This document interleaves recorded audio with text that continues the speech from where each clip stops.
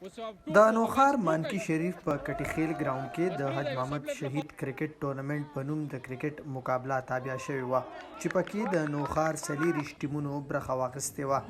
په دغه ټیمونو کې د کناخیل زلمی او مانکی شریف ټیمونو فاینل مقابلې ته ورسید چې پکې د مانکی شریف ټیم دغه مقابله وګټله. مانکی شریف چې کوم ټیم و هغې نن ډېر ښه لوبه وکړه، هغې ته مبارکي ورکوو.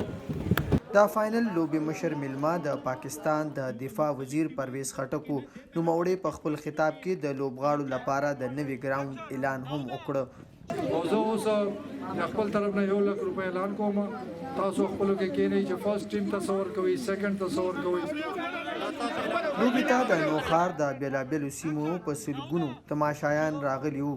دوی وویل چې حکومت یې ورته د لوبو لپاره سهولیات پوره کړي. د لوبې په آخره کې مشر میلمه لوبغاړو کې ټرافیانې او انعامات هم تقسیم کړه. عظمت علي شاه، مشال ریډیو، نوخار.